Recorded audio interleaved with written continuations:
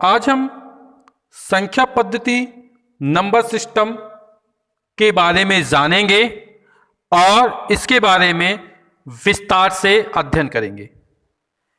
जैसे संख्या कितनी वस्तुएं हैं का जिससे बोध होता है उसे संख्या कहते हैं। संख्या, संख्यांक या आगे जो संख्याएं आ रही हैं उसके विस्तार से वीडियो बनाए गए हैं, जिसकी लिंक नीचे दिए गए बॉक्स में दी गई है। आप उसको विस्तार से भी देख सकते हैं। तो संख्या कितनी वस्तुएं हैं का जिससे बोध होता है उसे संख्या कहते हैं। संख्यांक संख्याओं को जिन संकेतों द्वारा व्यक्त करते हैं उन्हें संख्यांक कहते हैं। संख्यांक का अर्थ है संख्या को लिखने के लिए प्रयुक्त अंक। संख्यांक को संक्षेप में अंक भी कहते हैं। कितनी वस्तुएं हैं? जैसे मेरे पास 5 पेन है तो 5 वस्तुएं हैं, तो उसको 5 का जो प्रतीक लिखेंगे 5, तो वो संख्यांक हो जाएगा। और कितनी वस्तुएं हैं? जैसे 5 पेन है तो वो संख्या हो जाएगी। फिर है प्राकृतिक संख्याएं, नेचुरल नंबर।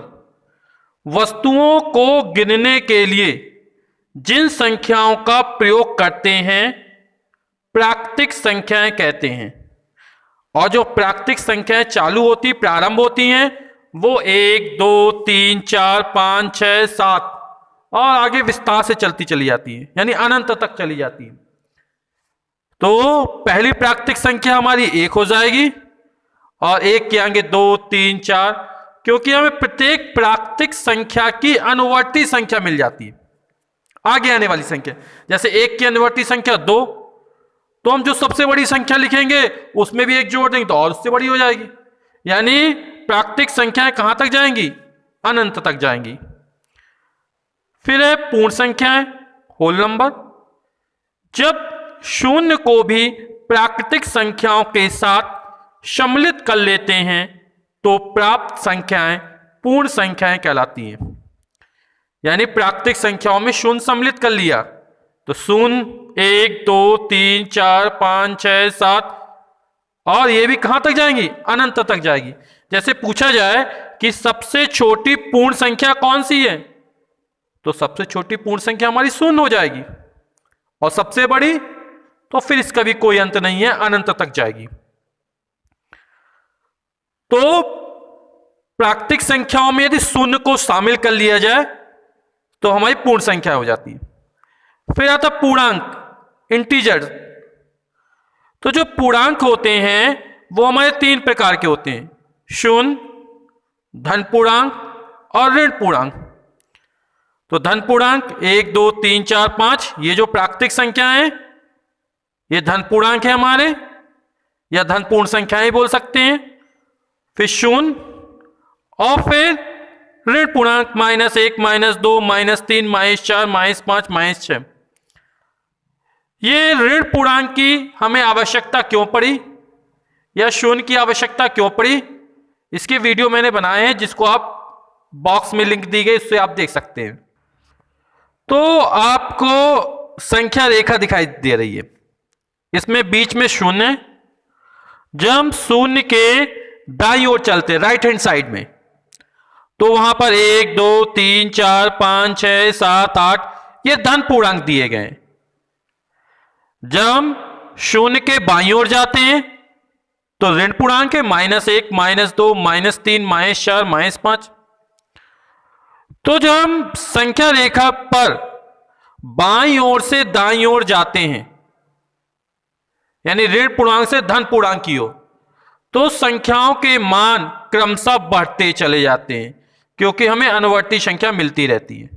जैसे हमसे पूछा जाए -5 और -4 में बड़ा कौन है, तो -4 बड़ा हो जाएगा, क्योंकि हम -5 से फिर -4 आएंगे, -4 से फिर -3 में आएंगे, -3 से -2 में आएंगे, तो -3 से बड़ा -2, -2 से बड़ा -1, -1 से बड़ा 0, 0 से बड़ा 1, 1 से बड़ा 2, 2 से बड़ा 3, 3 से बड़ा 4। तो इस तरह मान क्रमशः बढ़ते चले जाते हैं। तो शून्य ना तो धनात्मक पूर्णांक है और ना ही ऋणात्मक पूर्णांक है। फिर आता है परिमेय संख्याएं या रेशनल नंबर।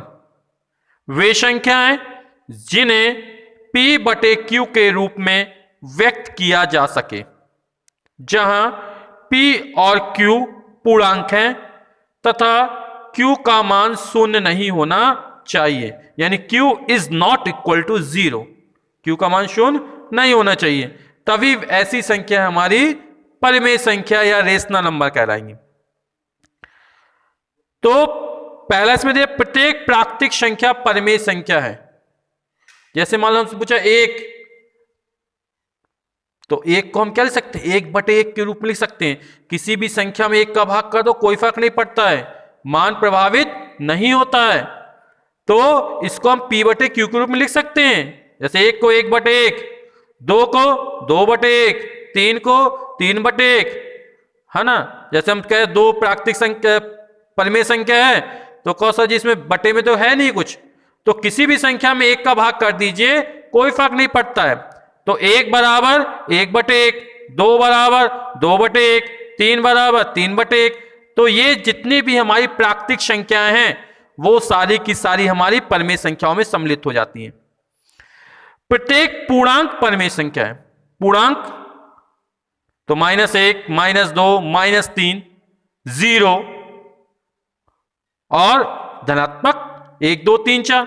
तो सभी में हम 1 का भाग कर दो, तो सभी को हम 1 के भाग के पदों में लिख सकते हैं, यानी प्रत्येक पूर्णांक भी हमारी क्या हो जाएगा, परिमेय संख्या हो जाएगा। और प्रत्येक भिन्न परिमेय संख्या है। भिन्न जैसे 4/5 तो P बटे Q के रूप में है।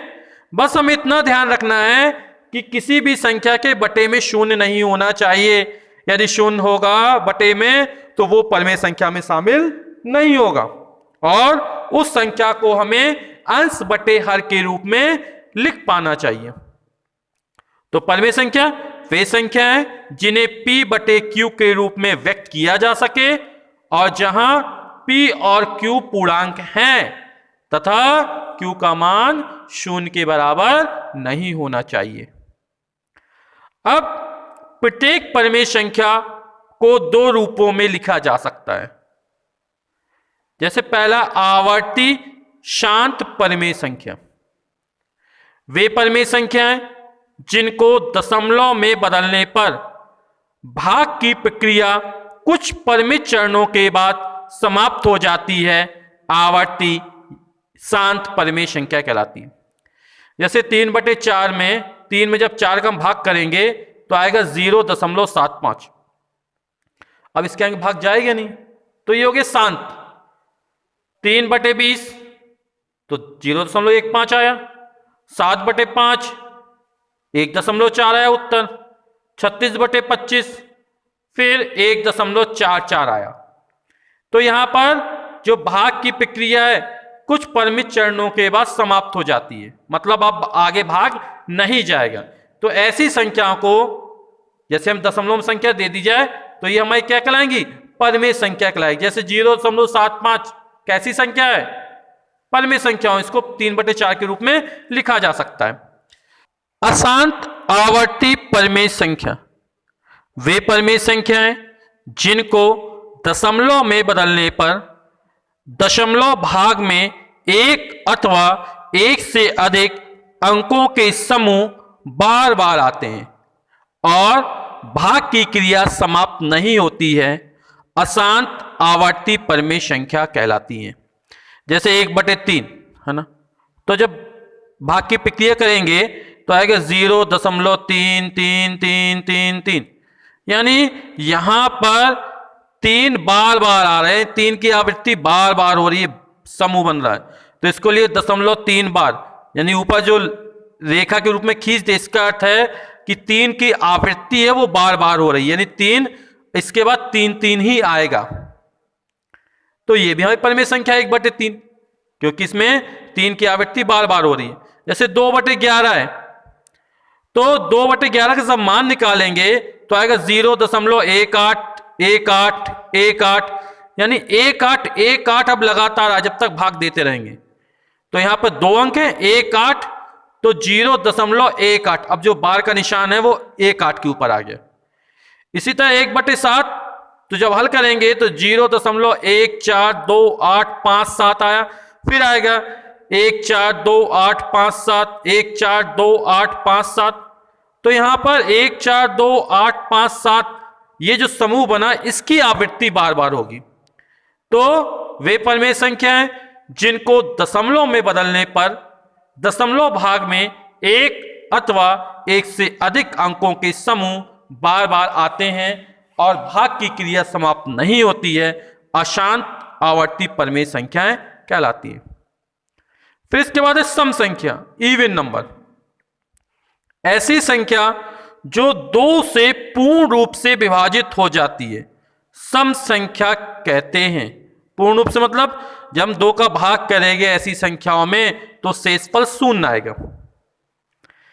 जैसे 2, 4, 6, 8, 10, 12, 14, 16, 18, 20, 22, 24, 26, 28, 30। हम इतना ध्यान रखना है, यदि इकाई अंक में 2 हो, 4 हो, 6 हो, 8 हो और 0 हो, यदि इकाई के अंक में कोई भी संख्या ले, यदि उसके इकाई के अंक में 2 हो, 4 हो, 6 हो, 8 हो और 0 हो, तो वो हमारी सम संख्या में आएगी। विषम संख्या, ऑड नंबर, ऐसी संख्या जो 2 से पूर्ण रूप से विभाजित नहीं होती, अर्थात ऐसी संख्या में 2 से भाग करने पर शेषफल 1 बचता है, विषम संख्या कहते हैं। यानी जब कोई भी संख्या दी हो उसमें 2 का भाग करेंगे तो अंत में शेषफल कितना आएगा? 1 आएगा। तो ऐसी संख्या को हम विषम संख्या या ऑड नंबर कहते हैं। जैसे 1, 3, 5, 7, 9, 11, 13, 15, 17, 19, 21, 23, 25, 27, 29, 31। जैसे में कोई संख्या दीजिए, पूछ लिया जाए कि विषम संख्या है कि नहीं है, तो हमें देखना इकाई के अंक में यदि 1 आए, 3 आए, 5 आए, 7 आए, 9 आए। इकाई के अंक में 1, 3, 5, 7, 9 आ रहा है तो वह हमारी विषम संख्या होगी। फिर आता है भाज्य संख्या या फैक्टोरियल नंबर। ऐसी प्राकृतिक संख्याएं जो एक या स्वयं के अतिरिक्त दूसरी संख्याओं से विभाजित हो जाए, भाज्य संख्या कहते हैं।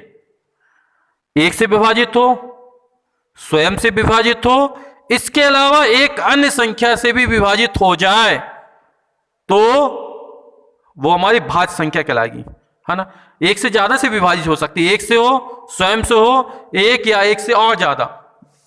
तो जैसे 4 है तो 4 1 से विभाजित होगा, 1 चौके 4, 4 1 कम 4, 4 से स्वयं विभाजित होगा, और 2 से विभाजित होगा, 2 दूनी 4। तो 4, 6 जैसे तो 2 से विभाजित हो रहा है, 3 से विभाजित हो रहा है, 1 से विभाजित हो रहा है और 6 से स्वयं विभाजित हो रहा है। तो 1 से या स्वयं से और इसके अतिरिक्त दूसरी संख्याओं से विभाजित हो जाए तो ऐसी संख्याओं को हम भाज्य संख्या या फैक्टोरियल नंबर कहते हैं। फिर है अभाज्य संख्या, प्राइम नंबर।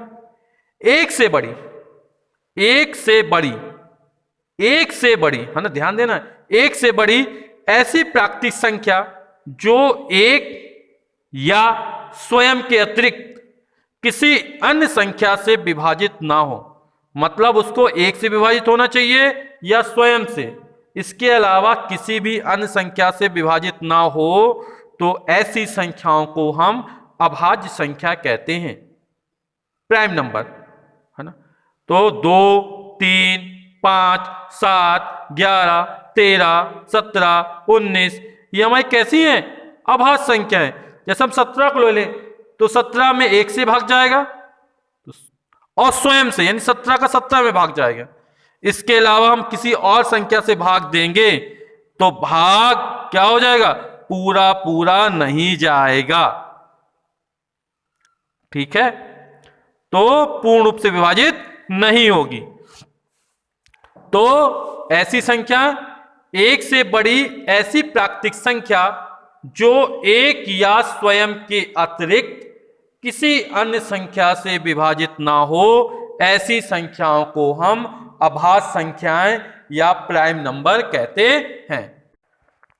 फिर हमारी युग्म अभाज्य संख्याएं, ऐसी अभाज्य संख्याएं जिनके बीच का अंतर 2 हो, युग्म अभाज्य संख्याएं कहलाती हैं। जैसे हमारी अभाज्य संख्या 11 है और 13 है, और जब 13 में 11 घटाएंगे तो 2 निकलेगा अंतर। तो ऐसी अभाज्य संख्याएं जिनके बीच का अंतर कितना हो, 2 हो, ऐसी अभाज्य संख्याओं को हम युग्म अभाज्य संख्याएं कहते हैं। जैसे 11 13 हो गया, 17 19 हो गया। फिर है सह अभाज्य संख्याएं, को प्राइम नंबर्स, 2 या 2 से अधिक संख्याओं के बीच यदि अधिकतम उभयनिष्ठ 1 हो तो वे संख्याएं सह अभाज्य संख्याएं कहलाती हैं।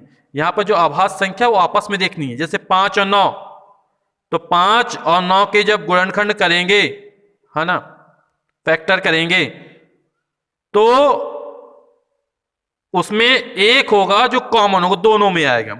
जैसे 5 के गुणनखंड 1 गुणा 5, 9 के गुणनखंड 1 गुणा 3 गुणा 3, तो केवल 1 के अतिरिक्त यानी जो हमारा महत्तम समापवर्तक निकले वो कितना निकले, 1 निकले दोनों का। या 3 संख्या है तो उसका भी महत्तम समापवर्तक कितना निकले, 1 निकले।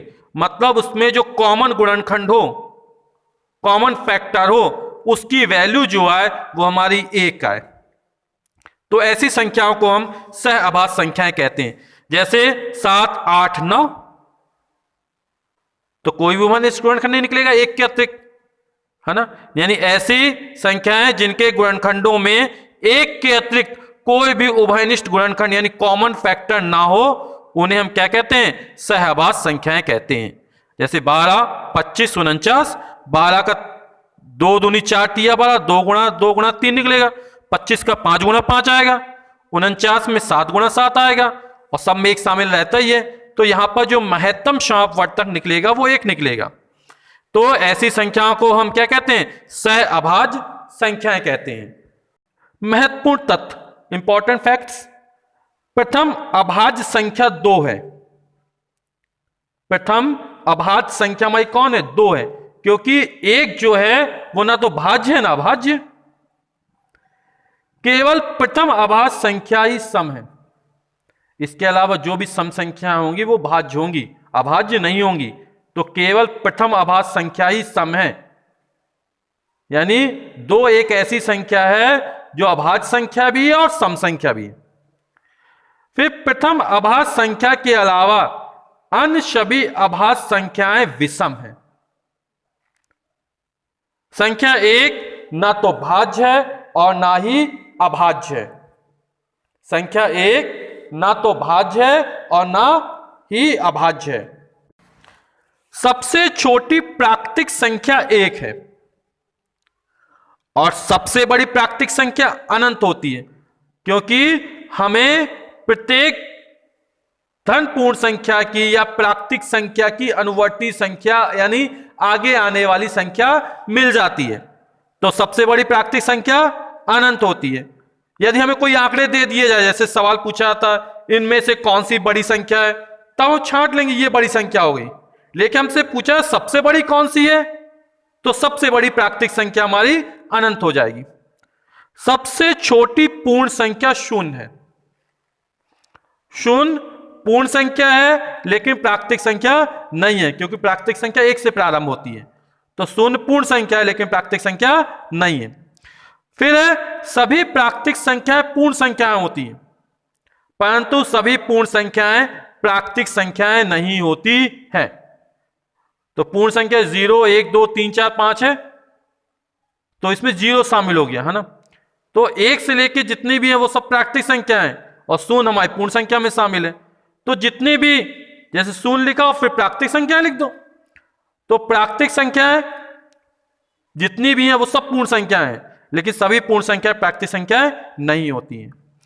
प्राकृतिक संख्याओं को धन पूर्णांक संख्याएं भी कहते हैं।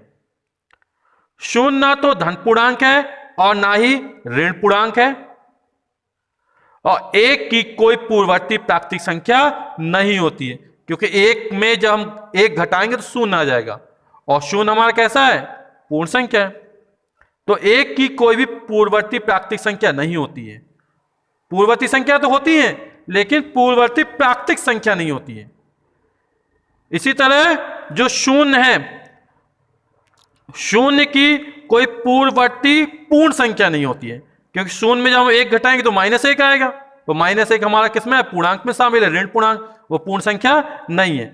तो एक की कोई भी पूर्ववर्ती प्राकृतिक संख्या नहीं होती है।